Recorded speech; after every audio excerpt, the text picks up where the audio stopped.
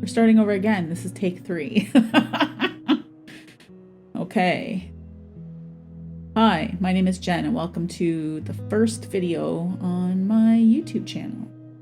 I don't really know how to start these things. I don't know what a first video was supposed to be or anything, but I guess, I don't know. This is for me anyway. So if you're here and you found my channel, welcome. But I'm doing this for me. Recently, I have exited a 20-year relationship. So that's a little under half of my life. I am in my late 40s now. And it really does feel like I pressed the reset button on my life. And there's a few reasons why I say that. One, 20 years is like almost half my life. We're just going to undo it all. So I was married or I am still technically married. I am separated. I've been married for 17 years. And I was in a relationship with my significant other. We'll call him Clerk. I was in a relationship with Clerk for about 20 years now since I've met him. But we're not quite divorced yet, but that is definitely in the future. I'm not going back at this point. I'm not an overly abused woman or anything like that, so I'm not going to say that I left because I was being beat or anything of the sort. There was some other things that made it absolutely challenging, and we'll go into that another time. I don't feel like discussing that today. Today is just like to kick everything off, right? So I moved out of the marital home a month ago, so I've been here a month today. And yeah, it's going okay. You can see I don't have a couch yet. It's on order. I'm in Canada, and everything here apparently is now custom order when it comes to furniture. If you want to buy something new, so you buy it and then they send the order off and it gets fabricated and then delivered. So 8 to 12 weeks for a couch. So I have some lawn chairs that I sit on. It really does feel like a college dorm sometimes. Anyway, back to the reset button on my life. So what happened was, I moved. And I happened to move to the same town I lived in my early 20s. And not only did I move to the same town, but I moved to the same apartment building. And not only the same apartment building, but I'm literally on the same floor. Not in the same unit, but I'm on the same floor. Opposite side of the building. And that wasn't my intent. My intent was to move to the city, though, so I'm closer to family. So my mom's 45 minutes away, my niece is 20 minutes away. So, and I closer to my family, which is my support system. But I'm far enough away that I can still be independent. I am mildly introverted. Actually, I'd say I'm mostly introverted with a mild bit of extroversion. And having a lot of people around all the time can be difficult. So I like to have distance a little bit. So I like where it is. So the city that I'm in now is considerably smaller than the one I was in before. But it is the same city that I lived in 1999 and the year 2000. So we're literally undoing 20 years of my life, it feels like. And so I ended up in the same building on the same floor quite by happenstance. The place that I live in didn't receive my deposit check in time, and I lost the 2 other units that I had been looking at, but I ended up with this one. And I actually am super glad that I have it. My view is incredible. I have this window here, there's like an incredible view that I do pay extra money for being on this side of the building. I overlook some sports fields. There's a private school nearby with great grounds, and I get to watch from my balcony, or my sunroom, because I don't have a balcony, I have a sunroom, and I'm sitting in it right now. I get to watch soccer and rugby and sports happening.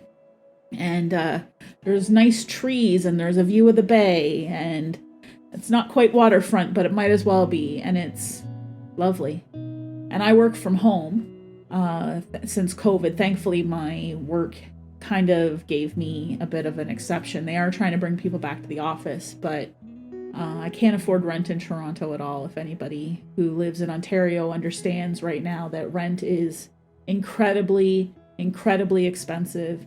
We have people in our country that work full-time 40-hour-a-week jobs who can't afford both rent and food, and we should never have to make that decision. That again, that's a rant for another time. I'll get into that later. But I just wanted to just talk. And again, this channel is for me. If other people happen to stumble upon it and can also relate, that's great. But it's for me. So I'm doing this for selfish reasons. How am I feeling about the separation? Some days not good, I'll be honest. I had some pretty hard times. I find that Sundays, for whatever reason, is the worst day of the week for me when it comes to how I'm feeling. Was vacuuming the other day and just crying and vacuuming, and for no reason other than, I don't know. I'm the one that chose to leave this relationship. And I think I'm the only one sad about it. I think that he's come to terms with it a long time ago. But it's still impacting me. And the act of moving, so we had separated, but emotionally separated. In other words, we split bedrooms, or we changed bedrooms in 2019. And then I officially told him that I wanted a separation, that the marriage wasn't going to work, after my father passed in later 2019. So we've not been together as a married couple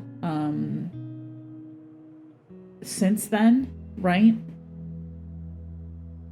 But there's a difference between living in the same household with somebody and being alone. And then, of course, everybody knows what happened in 2020. We got COVID, and I'll probably have to block. I'm not, you know what? I'm not blocking it out. This isn't going to be monetized anyway. I have no subscribers, and this is just for me. So COVID happened, and I just stayed.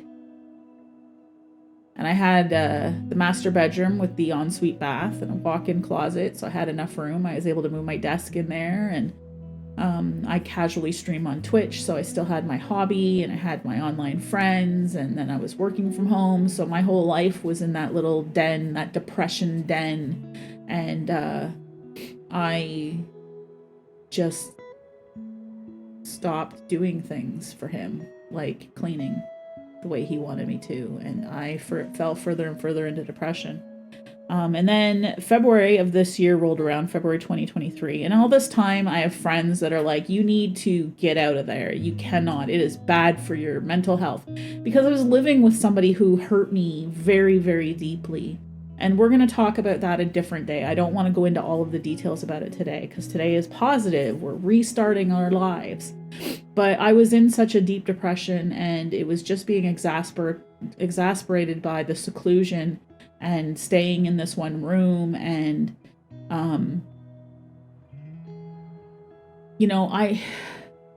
I didn't want my marriage to end.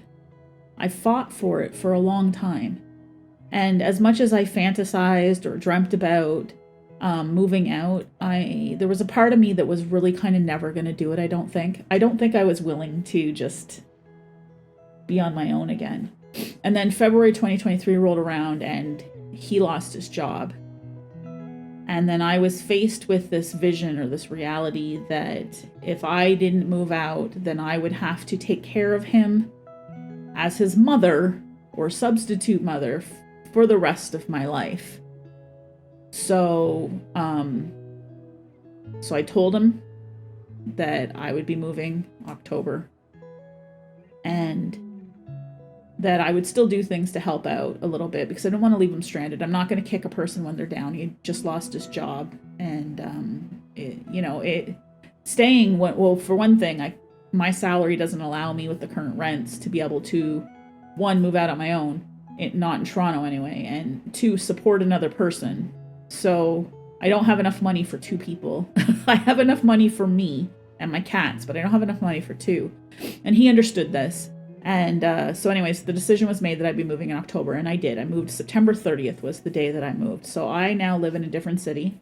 Work allowed me to work from home, at least for the year. They understood that with him losing his job, they still think we're married, by the way. We are technically still married.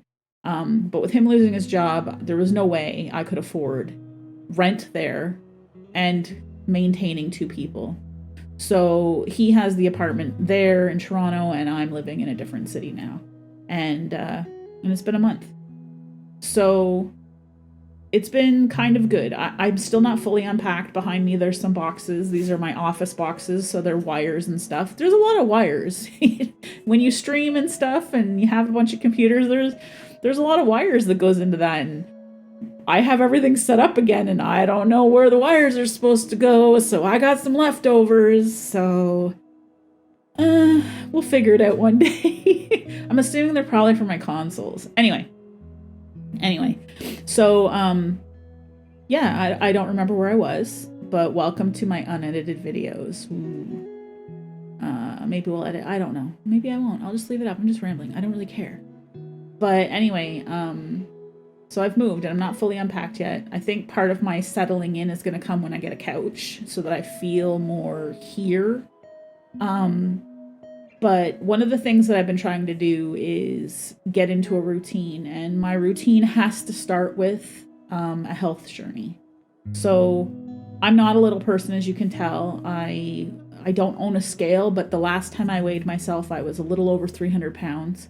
So I imagine that I'm going to say that I'm probably about 330 pounds.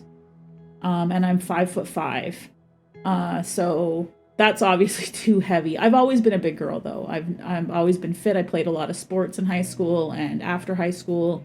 And, so I've always held extra weight.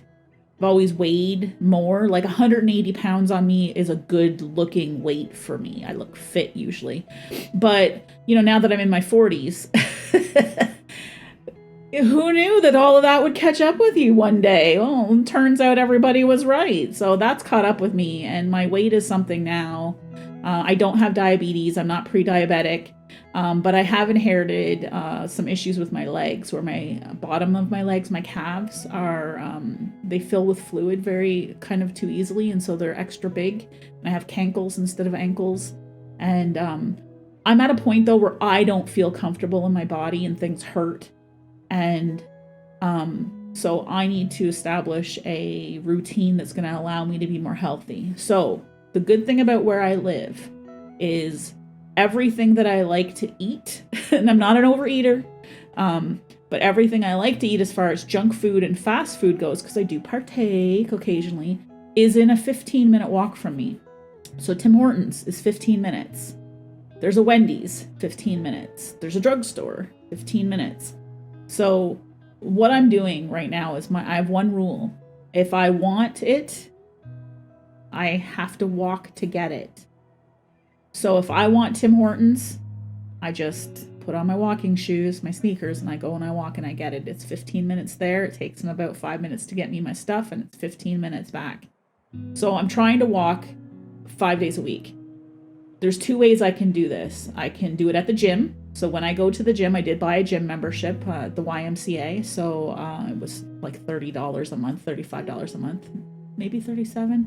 It's under 40 anyway. So I have access to a gym. So if I go to the gym, I walk for 45 minutes to an hour on the treadmill. But if I walk outside, then I do the 15 minutes there and the 15 minutes back. So I'm trying to do 5 days a week. And that's what I'm trying to do right now to establish a routine. Nothing else is even in my thought as far as routine goes. So work, obviously, because I have to work. So I get up, I do work.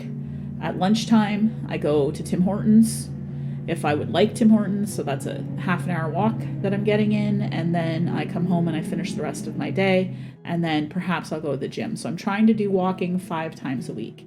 Last week, I was only able to do walking twice, but I'm allowing myself grace, probably for the first time in my life, to say that that was okay. So I just came off of a very stressful project at work, and there's a lot of cleanup that has to happen. And so, I'm tired. And that's okay. But it's not going to be okay for this week. So this week I need to make sure that I buckle down and I get my 5 in. So that's what I'm doing as far as health goes and as far as routine goes. How I feel varies day by day. It's incredibly difficult some days, and then other days I can't help but to smile. So yeah.